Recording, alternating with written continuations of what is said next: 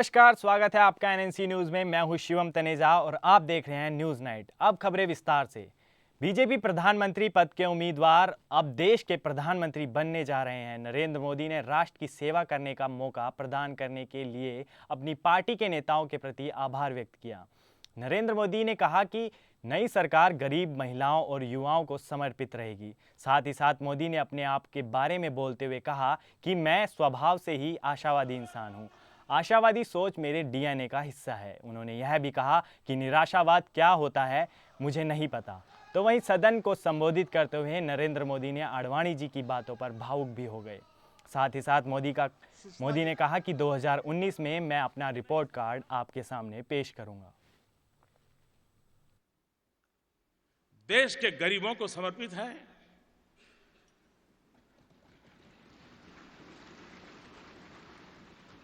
देश के कोटि कोटि युवकों को समर्पित है। मैं स्वभाव से आशावादी व्यक्ति हूं, मेरे डीएनए में ही लिखा हुआ है। शायद मुझे जीवन में कभी निराशा वगैरह मेरा कोई पता नहीं वो क्या होता है, मुझे मालूम ही नहीं।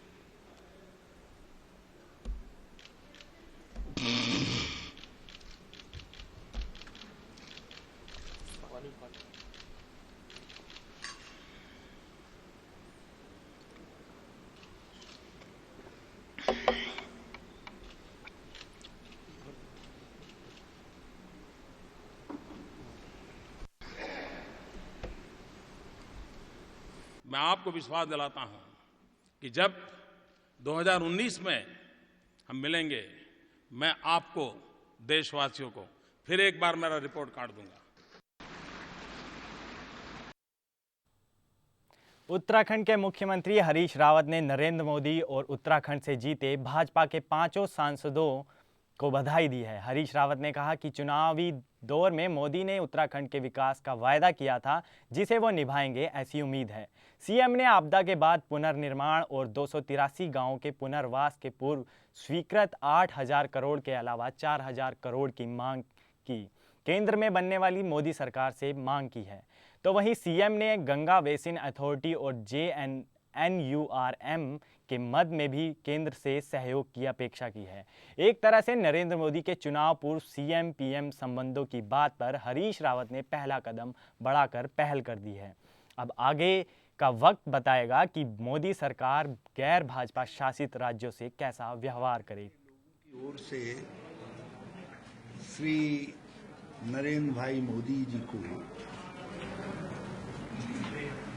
भाजपा संसदीय दल का नेता चुने जाने के लिए बहुत बहुत बधाई देता।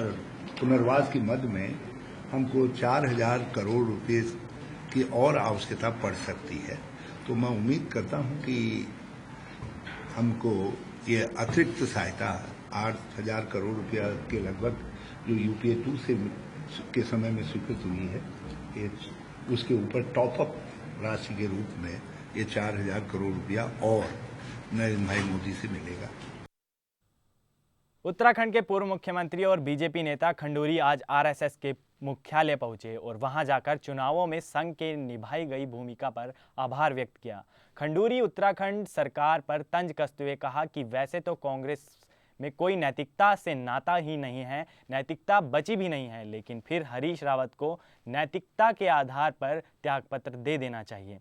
साथ ही साथ मोदी के नेतृत्व में बनने वाली नई सरकार ने जो जनता से वायदे किए हैं, उसे हम सब लोग मिलकर पूरा करेंगे। सरकार शुरू हुई थी 2012 में, बीजेपी के पास 31 थे, उनके पास 32 थे, 36 चाहिए सरकार चलाने के लिए। तो जो उनको मदद दे रहे हैं, सारा दे रहे हो, तय करेंगे, सरकार रहती की जाएगी। कांग्रेस का नैतिकता से कोई संबंध नहीं होता, नहीं तो केंद्र में सरकार 10 साल नहीं चलती ना, इतने घोटाले हुए कभी जानी चाहिए थी। तो नैतिकता के आधार पर तो मुझे नहीं लगता कि वो कुछ करेंगे, लेकिन सरकार की हालत अपने आप खराब है, तो सरकार रहेगी या जाएगी इस पर निर्भर करता है वो किस प्रकार जो लोग हैं वो बातें। उत्तराखंड भाजपा के प्रवक्ता प्रकाश सुमन ध्यानी ने हरक सिंह रावत के अमृता राव पर बयान दिए गए तीखी प्रतिक्रिया देते हुए कहा कि हरक के आड़े हाथों लिया है। तो वहीं भाजपा ने पीडीपी नेता के दिनेश धने को मंत्रिमंडल में शामिल करने पर सरकार की अस्थिरता का आरोप लगाया है। और बीजेपी प्रवक्ता ने कांग्रेस पर आरोप लगाते हुए कहा कि बीते कुछ दिनों में कांग्रेस सरकार के बांटे दायित्वों के में बंदरबाट हो रहा है। भाजपा प्रवक्ता ने दावा करते हुए कहा कि डूबते हुए जहाज के कप्तान हरीश रावत के साथ साथ धीरे धीरे प्रदेश की जनता के साथ साथ सभी लोग छोड़ देंगे। माननीय हरीश रावत जी से और पार्टी के जो प्रभारी हैं शुक्ला जी, उनसे ये कहा था कि इनको ड्रॉप कर देना चाहिए मंत्रिमंडल से। तो ये हम लोगों ने तभी कहा था। कांग्रेस के सांसद रहे और जिससे बिल्कुल नकारा सांसद रहे, क्योंकि उन्होंने 5 साल में कोई दौरा नहीं किया, विशेषकर जब आपदा आई थी उसमें कोई सहयोग नहीं किया। और अगर उन्होंने आपदा पे कोई सवाल उठाना था तो वो 1 साल पहले भी उठा सकते थे जब आपदा आई थी। तो अचानक अब जब आप पार्टी छोड़ रहे हो, 1 साल तक आप चुपचाप बैठे रहे और उसके बाद अचानक आपने कहा, उसके बाद जिस तरह अमृता राव जी ने कहा मैं तो कांग्रेस में बनी हूं, तो हमें उसमें कोई दिक्कत नहीं थी। लेकिन जिस तरह उनके बच्चों ने जिस तरह का व्यवहार किया कि हमने तो बीजेपी को वोट दिया है, मैं सोचता हूं वो अच्छा नहीं था कि आप मतदान कर रहे हो और आप कह रहे हो कि नहीं मतदान केंद्र से बाहर निकलते, आप कह रहे हो कि हमने तो वोट जो है। राव जी, ये बयान तो आपका आ गया था, रोकना चाहेंगे। राव जी, एक सवाल ये है कि क्या आप लोगों ने मतलब कांग्रेस प्रदेश हाईकमान ने क्या बर्खास्त किया है या उनसे इस्तीफा लिया है? देखिए, क्योंकि नहीं उनको देखिए हटाया गया है, माने क्योंकि मुख्यमंत्री का विशेष अधिकार होता है कि वो किसको मंत्री रखना चाहते हैं, किसको नहीं रखना चाहते हैं, तो उनको हटाया गया है। उत्तर प्रदेश के मऊ जनपद के कोतवाली थाना क्षेत्र के छोटी रहजनिया में बीती रात सुनीता देवी 28 वर्ष व बेटे 8 वर्ष की अज्ञात कारणों से आग से जल जाने के दर्दनाक मामला सामने आया है। ससुराल वालों ने जली अवस्था में मां बेटे को जिला अस्पताल में भर्ती कराया गया, जहां चिकित्सकों ने दोनों को मृत घोषित कर दिया। तो मृतकों के परिजनों का कहना है कि शादी के बाद से ही दहेज के लिए मेरी बेटी को दहेज के लिए प्रताड़ित करते थे।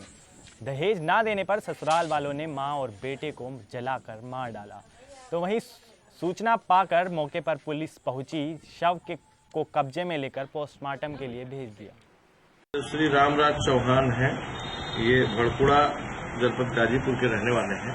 इनकी पुत्री यहाँ छोटी रहजनिया में ब्याही है, सुनीता देवी। एक यहाँ पर मेमो आया था जिसमें एक महिला की जलकर मृत्यु हो जाने की सूचना आई थी। बाद में ये ज्ञात हुआ कि इनकी जो पुत्री है जलकर मरी। अभी गिरफ्तारी नहीं हुई, जांच की जा रही है कि वास्तव में हत्या का मामला है या आत्महत्या का।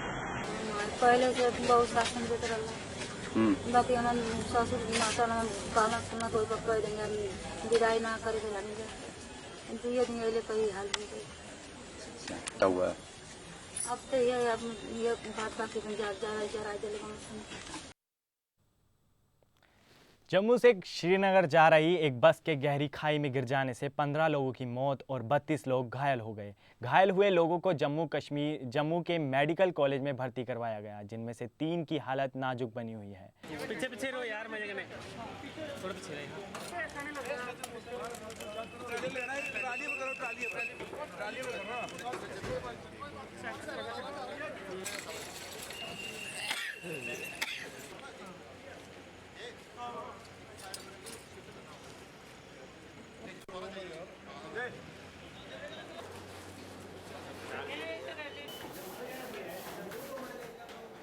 जा रहे थे श्रीनगर।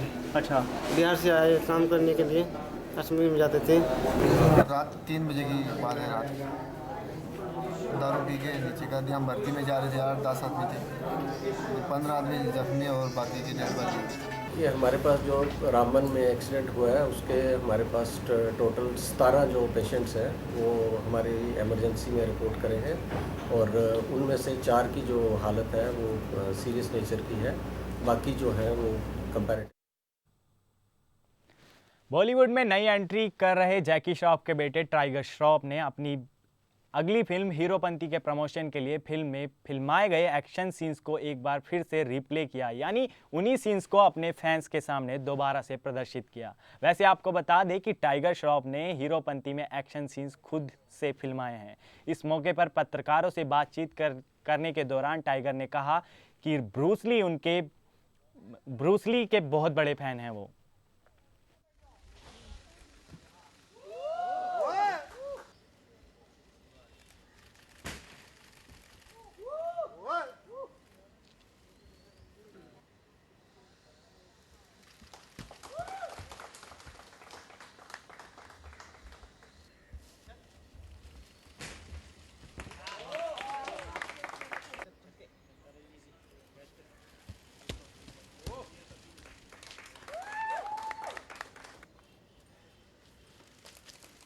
मेरा जो इंस्पिरेशन था और अभी भी है वो है ब्रूस ली जी। मतलब जब से मैं 4 साल का था तब से उनकी बड़ा फ़ैन हूँ मैं। अक्षय कुमार सर थे, एक विद्युत जमाल सर भी है, ऋतिक रोशन जी भी है। कोशिश की है सर एक अलग किस्म की एक्शन दिखाने, हाँ कुछ नया दिखाने की कोशिश की है हमने। My father is true macho man.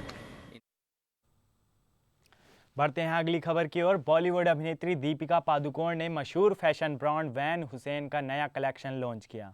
Deepika ने इस इंटरनेशनल कलेक्शन को एक वीडियो के माध्यम से लॉन्च किया, या यूं कहें कि इस कलेक्शन को एड फिल्म के शक्ल में लॉन्च किया, जिसमें दीपिका ने अलग अलग ड्रेसेस को शोकेस किया। इस पूरे आयोजन की खास बात यह रही कि दीपिका ने इस वीडियो में अपने मॉडलिंग के दिनों के अभिनेत्री बनने की पारी को भी दिखाया।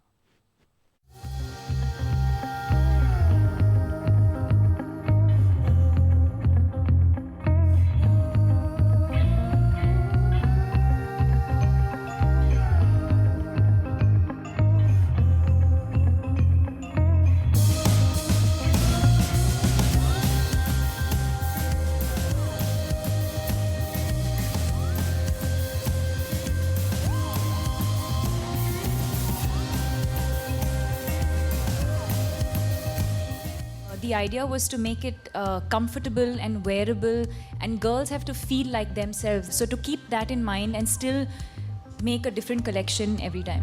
My style has always been very, very simple, basic. I don't like accessorizing too much. Mumbai में बीती शाम बॉलीवुड के सितारे हॉलीवुड की एक्शन पैक फिल्म एक्समैन की स्पेशल स्क्रीनिंग में शरीक हुए।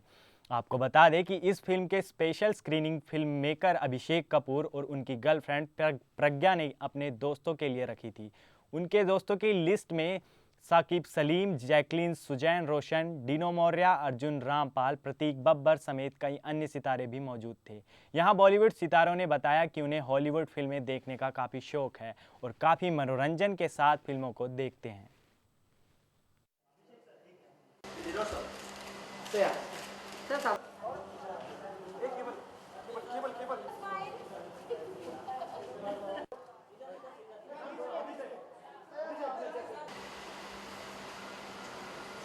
नहीं, मैं भी बहुत प्रसन्न हूँ। प्रशंसा मिली है तो इट्स अ गुड फीलिंग कि अब एक्टर काम करता है तो इसलिए करता है कि लोग अप्रिशिएट करें, और लोगों ने अप्रिशिएट किया यार, thank you so much. I think बहुत अच्छा फ्रेंचाइज है और लोग देखेंगे उन्हें अच्छा लगेगा। एंड यार I am all out here to support. I am gonna watch the film Root and that's all I am gonna do. B town के सितारे आजकल अपनी फिल्मों के प्रमोट करने के लिए कोई कोर कसर नहीं छोड़ते हैं। थिएटर्स हो या स्टेज शो या फिर फूड कोर्ट, फिल्मी सितारे कहीं भी जाकर फिल्मों को प्रमोट करना नहीं भूलते। मुंबई में हीरोपंती की स्टार कास्ट टाइगर श्रॉफ और कीर्ति सानून पहुंचे मड ओवर डोनुट्स, जहां उन्होंने बताया कि फिल्म हस्ती के बेटे होने की वजह से फैंस की उम्मीदें बढ़ जाती हैं, लेकिन हर चीज़ को काफ़ी पॉजिटिव अंदाज से लेना चाहिए। साथ ही साथ टाइगर ने अपने पिता जैकी श्रॉफ की तारीफ करते हुए कहा कि वो मेरे रियल हीरो हैं। आपको बता दें कि टाइगर श्रॉफ कीर्ति सोनन की फिल्म एक्चुअली फर्स्ट मेरे पिताजी, क्योंकि वो मेरे रियल हीरो है। एज अ पहली पिक्चर के हिसाब से मैंने कोशिश की है एक फुल पैकेज दिखाने सर। ऋतिक सर एक बहुत ही बड़ा आइडल है मेरा सर, और मैं उनको देख के आइडलाइज करता हूँ। आज के बुलेटिन में इतना ही। देश और विदेश की खबरों के लिए देखते रहिए न्यूज़ नाइट। मुझे दीजिए इजाज़त, नमस्कार।